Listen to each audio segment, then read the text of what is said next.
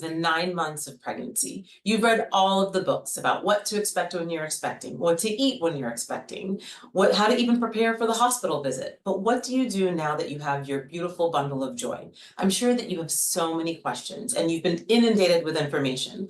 Well, I'm here to help you sort through that information and answer your questions, coming up next.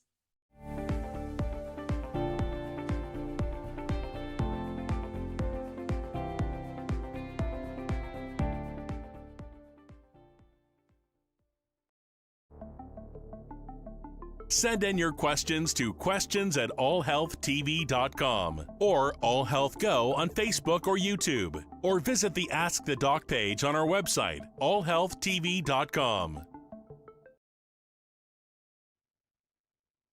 Hi, I'm Dr. Scarlet Constant, and welcome to Ask the Doctor, a show where we encourage you viewers to send in your questions, and that way I can answer them in real time. Coming up, here's a question now from Facebook.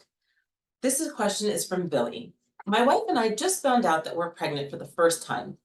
We're ecstatic, but we're not seeing eye to eye on choosing a pediatrician. I guess my question is, what should we look for in a pediatrician? Well, first of all, congratulations, Billy, to your new bundle of joy.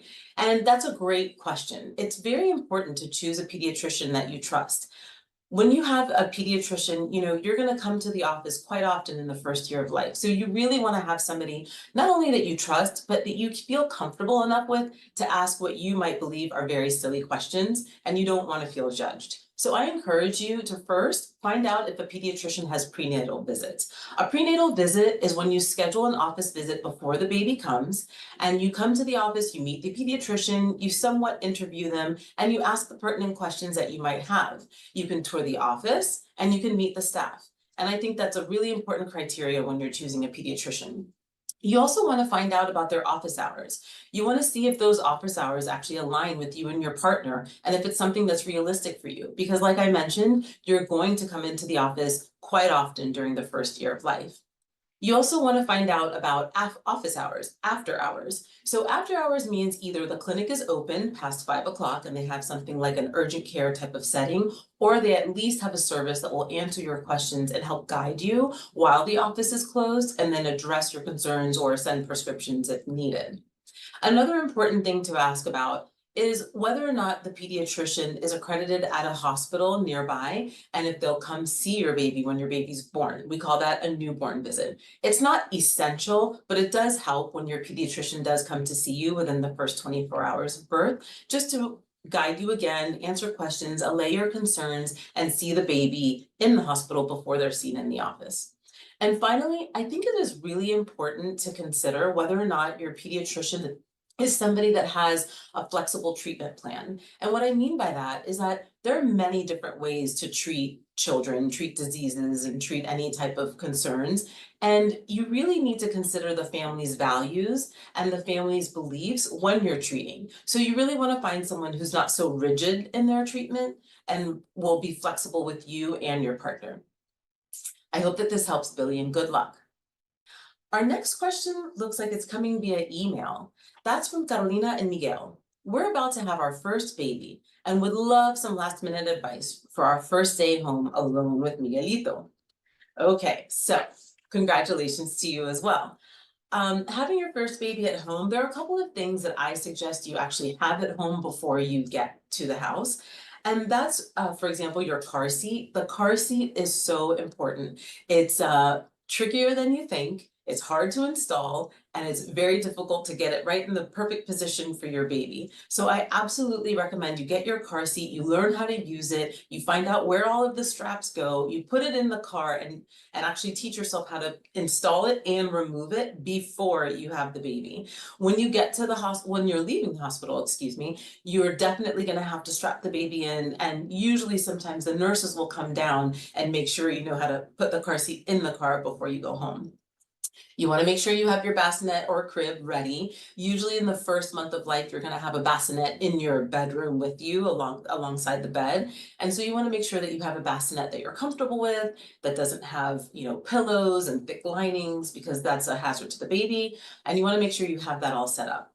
Of course, your essentials like your diapers and your diaper receptacle and your wipes. It sounds silly to remind you of that, but you'd be surprised about the amount of things that you forget before the baby comes home. Having diapers, most of the time we get a lot of newborn sized diapers. And what people don't tell you at the baby shower and during the gift giving is that those newborn diapers usually fit your baby for about 2 weeks. So you really want to have the next size up ready on hand so that you don't have to make those last minute runs to the store. And finally, you want to have really good swaddle blankets. Onesies and teething toys, but most importantly, the swaddle blankets and the onesies. The swaddle blankets because swaddling is so important for a fussy, crying, anxious baby. Swaddling really soothes your baby. And if you have the right size blanket that's good for swaddling, that is going to save you so much when you're home with that crying baby. Also, you want to have a lot of 100% cotton onesies. So especially with the first baby, we get beautiful gifts from friends all the time. We get fancy pajamas, the beautiful material, the monograms, and it's just amazing. And I agree. But after the second or third time your baby spits up or soils those beautiful pajamas, you're going to be really tired of using them and washing them and changing them. And having a nice, easy cotton onesie on hand that you can just go through the day is going to be so beneficial to you. So those are my recommendations for the must-haves. And also, before you leave the hospital, just take advantage of these wonderful labor and delivery and mother-baby nurses that you'll have on hand. The mother-baby nurses are there to help you. They're here not only to nurse your partner who is postpartum, but also just to help teach you the very basics of having the newborn. They'll teach you how to bathe the baby. They'll teach you how to burp your baby, how to swaddle your baby in the perfect position so that their arms don't come out and they don't break the swaddle. They help you making formula. And honestly, I know that it sounds silly, but making formula and mixing it correctly is very important. If you dilute it too much or you give it too concentrated, you really could harm the baby. So learning how to mix formula correctly is essential, and your nurse can help you do that. You also want to learn how to properly burp your baby and how to soothe your baby. And for those of you that have never had young siblings or little cousins, they'll teach you how to change a diaper. Okay, so let's get ready for our next question. We have a question here from the allhealthtv.com app. So this is from Peggy. Peggy says, I would love to know when it's safe for us to go out with our new baby and when we can have visitors. That's a great question. So of course we get this question all of the time, especially back during the COVID pandemic. That was really difficult. So Peggy, just to let you know, you don't necessarily have to quarantine the first 2 months when you have a baby. There are two phases to this question. First of all, visitors. You want to have visitors that respect your boundaries. You want to have visitors that know that they shouldn't really come over if they have a runny nose or they're feeling under the weather, and that they understand that, they could actually pass on a virus or infection to your newborn. So you want to have visitors that would respect that and understand. But more importantly, you want to avoid having visitors under the age of 5. This is because the younger kids carry lots of little viruses that they get at school and on the playground and with their friends that might not make them so symptomatic, but it's still transmissible to the baby. So sometimes they just seem like they're fine and they've had the same little cough for 2 to 3 months, but that doesn't mean that they're not contagious. So I would really advise staying away from having the young toddlers, school-age kids, we call them, from coming to the house to visit your newborn baby.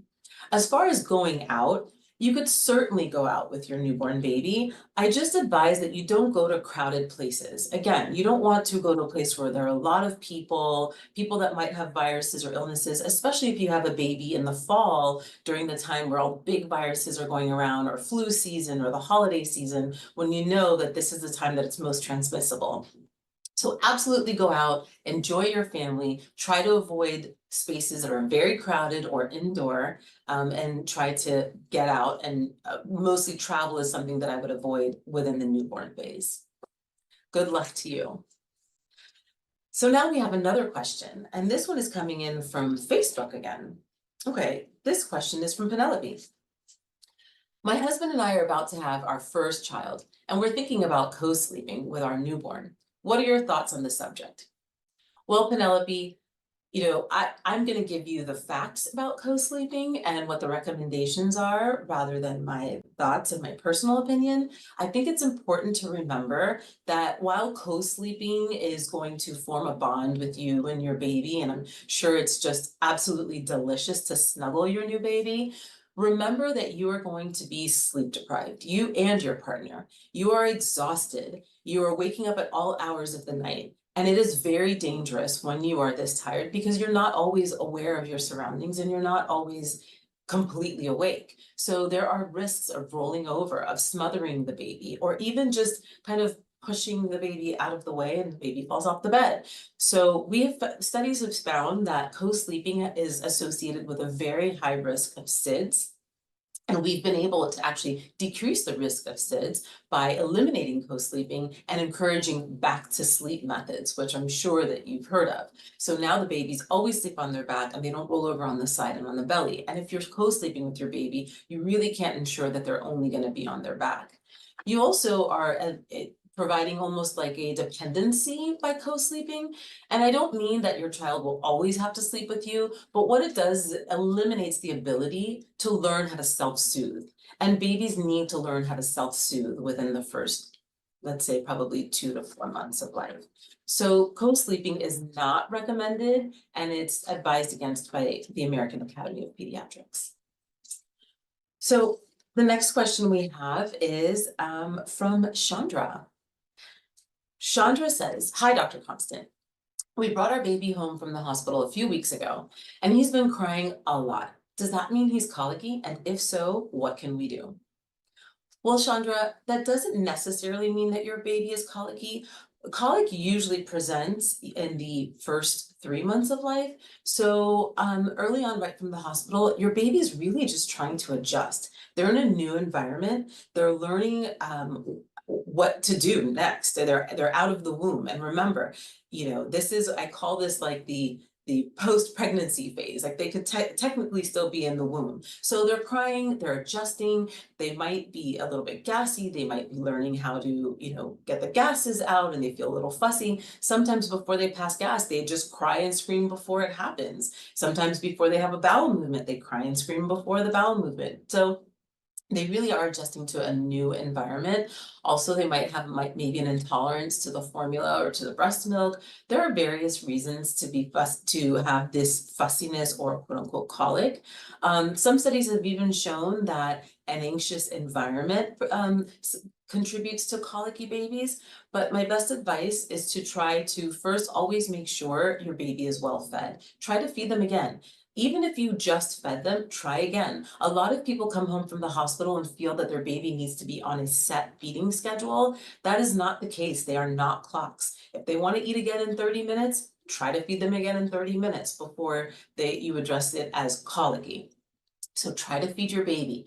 Look to make sure that the diaper is changed. Look around your baby on the fingers and the toes to make sure that they don't have what we call a hair tourniquet wrapped around their toes. That's actually a very common reason for a baby crying without a quote unquote cause. So you really want to check that everything is okay. Check the environment of your baby before you pick them up and figure out what else could possibly be going on. And if all else is ruled out and your baby is crying for more than 3 hours out of the day for 3 weeks at a time, then that's when you know that maybe you have a colicky baby. And you certainly want to talk to your pediatrician about it, and you want to get guidance as to how you're going to address your colicky baby.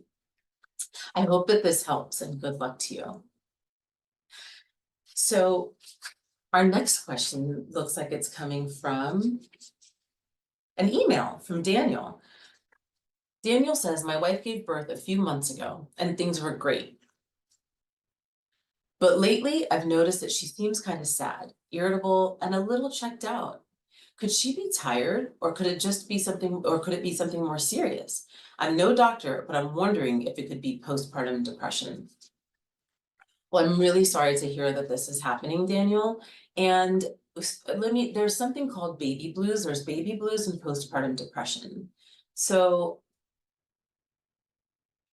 all right, well, actually, I hope there are some more questions coming in. If you want to ask any questions or send any emails, absolutely send them in.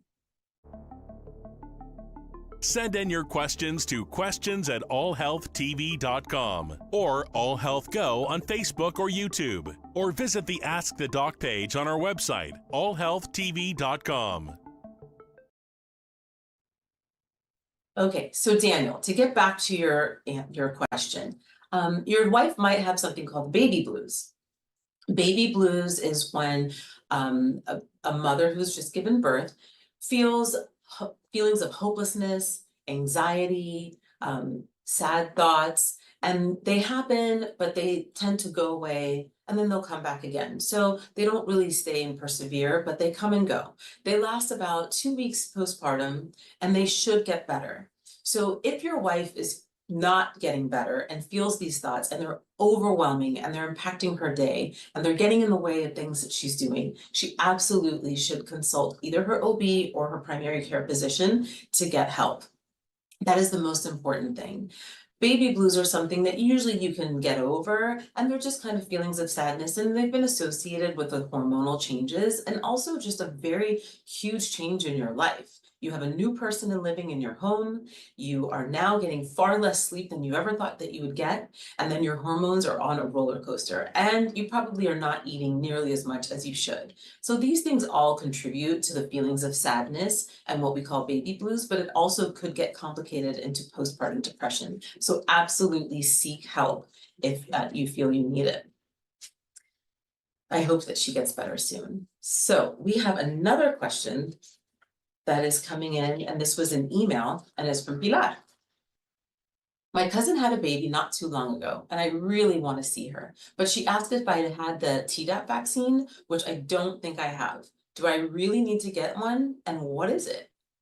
Well, Pilar, you do not need to get your Tdap vaccine if you are not going to be a primary caregiver of this baby. The Tdap vaccine is the booster for, it's basically a booster vaccine, and it has the tetanus, diphtheria, and pertussis components.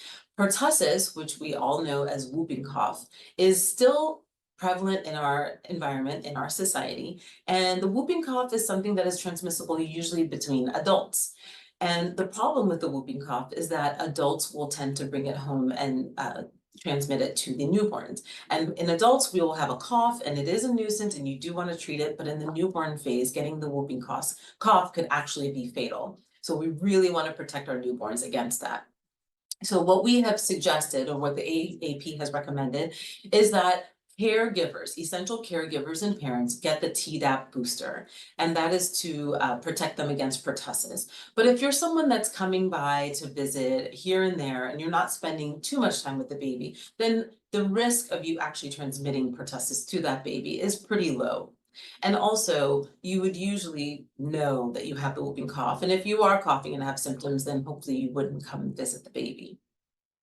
Now, kids don't need the Tdap vaccine because they're vaccinated up to for pertussis up to 11 years of age. So they have full immunity. Any child that has been fully vaccinated is immune and we are not concerned about them transmitting this disease. So please make sure that your kids and family members are fully vaccinated. And as for the adults that will be prevalent in the baby's life and maybe even provide health care, please have them vaccinated against the Tdap, against Tdap. Now, you can find Tdap because usually your primary care physician might not have it in the office. Pediatricians, we all carry it because we do vaccinate at age 11 with the Tdap vaccine. But if you are an adult and you need it, you can get it at the health department, at your local Walgreens, and at your local CVS. I hope that this helps. Okay, let's see if we have any other questions. Looks like we have one from the allhealthtv.com. This is from Sammy. My sister gave birth a month ago, and when she went to feed her baby sometime after 2 a.m., she noticed he had a fever. She freaked out and rushed him to the hospital. Is that normal? Well, her response, yes, was normal. So any baby under the age of 3 months that has a fever, which is defined as a temperature of 100.4 or higher, needs to be seen by a medical professional right away. So during the day, if your doctor's office is open, absolutely bring them to the doctor right away. But if it is after hours or like your friend, 2 a.m., you definitely want to go to the emergency room. And the reason for that is that under 3 months of age, they are not fully immunized yet against some very detrimental diseases, bacterial and viruses. So what happens is that in the first 2 months of life, they are at a very high risk of developing pneumonia, meningitis, which is a bacterial infection in the brain, and sepsis, which is a bacterial infection in the entire bloodstream. So when they have this fever, we really need to rule out that they do not have one of these 3 illnesses. So what happens is that the baby will have a blood test done. They will have a blood culture, which is a test in the blood to make sure that they don't have any bacteria. They'll have a urine culture, which is a urine test to make sure they're not growing any bacteria, a chest x-ray, and in some cases, depending on how sick the baby looks or is behaving, they might even get what's called a lumbar puncture, which is a what we commonly call like a spinal tap. And so those things need to be done because in the first 3 months of life, a mild infection for an adult can turn fatal in a newborn. So it is very important that they go to the hospital right away or see their medical professional. And we strongly encourage you to, or discourage you from giving Tylenol or Motrin to a febrile baby. A baby under 3 months should not get Tylenol or Motrin. They should be seen by a medical professional right away. This is something where a fatal illness could be prevented within the first 24 hours of life. So Sammy, she absolutely did not overreact. Okay, looks like we have time for one more question. This question is from Madison. I'm having some trouble breastfeeding. How do I know my baby is getting enough food? Should I consider giving her formula? How can I tell she's getting enough food? This is a great question, Madison. This is basically a question I answer almost every single day with the newborn visits. So, well, first of all, I need to address some of the troubles that you're having with breastfeeding. With breastfeeding, sometimes the biggest problem is with the latch. And if your baby is not latching well, then ultimately they are not feeding well. And by not latching well, this means that they really haven't put their mouth around the nipple the way they should, and therefore it's probably painful to you, or they might be biting you, or they might just get frustrated and break the latch and just decide not to feed. If this is happening, I encourage you to seek a consultation with a lactation consultant or speak to your pediatrician, because we can always help you in the office with the latch and with the breastfeeding. Now, if you have established a good latch, how do you know that your baby is actually feeding? Well, one of the quick little things to do is to listen to see if your baby is actually swallowing. If you hear the gulping and the swallowing, they are actually getting milk. Sometimes you can even see the milk coming out of their mouth, but if you hear them swallow, then they're absolutely getting it. Another quick little way to check is when your baby is feeding, they usually have their fists clenched really tight and they're almost desperate for food. And then when they finally relax and open up their hands, that's when you know that they're almost finished with their feed. So basically their bellies are full. So you know that they're relaxed, they're at ease, and they're getting a decent feed. And once your feed is over, your baby should fall asleep and take their little nap before the next feed. And that's a really good way to know that they're feeding well. Another thing to do, which is very important, and this is objective, is to check how many wet diapers they're making. So in the first 2 to 3 weeks of life, your baby should give you about 8 to 10 wet diapers. And the first 2 weeks of life, probably 4 or 5 stooling diapers if they're breastfeeding. Formula-fed babies tend to stool a little less frequent than the breastfed babies, but nonetheless, you should see something like 5 to 6 diapers with poop in them. And these are ways that you know that your baby is feeding adequately. Of course, in the pediatrician's office, we're going to see them, we're going to weigh them every visit, which is why we have so many frequent visits in the newborn phase, is because we really want to monitor their weight gain and their growth to ensure that they're actually feeding well at home. So these are all measures that we use to make sure your baby's feeding well. Okay, so I think we have enough time for another question. Let's see what we've got. Oh, well, this question is from Paola. How old does the baby have to be to start sleep training? And does it really work? Paola, that's a great question. And it's a loaded question. So sleep training, basically by 2 months of life, your baby should be neurologically developed and capable of sleeping at least 5 to 6 hours, a stretch of 5 to 6 hours. And that's really what we call sleeping overnight. In the early phases, 5 to 6 hours which would be usually midnight to 5 a.m., is a good overnight sleep. And then by 4 months of age, they can definitely give you 10 to 12 hours. To train your baby, it works, and there are various ways to train your baby. And the first way I will tell you, or I will describe, is the easiest way, I think, is if you ever see that your baby is sleeping 5 hours at a time, whether it's during the day or in the afternoon or in the morning, then you know they're capable of doing it overnight. So I suggest that you alter the feeding schedule so that they feed as much as possible during the daylight hours, and that way overnight you can give them a nice long stretch to sleep overnight. The other way to do it is if your baby's waking up once or twice overnight and you see that the feeds are not the large voluminous feeds that they're used to getting during the day, then you know that these wakenings at night are just habitual. So you can take them away. And by doing that, you just soothe the baby, hold your baby, and then put them back in the crib and see if they'll stay down. So hopefully that helps. Good luck sleep training your baby. And thank you so much for watching. And again, remember, ask the doctor. You'll send in your questions and I'll try to answer them the best way I can in real time. I hope that this helps, and thank you for joining us. Send in your questions to questions@allhealthtv.com or AllHealthGo on Facebook or YouTube, or visit the Ask the Doc page on our website, allhealthtv.com.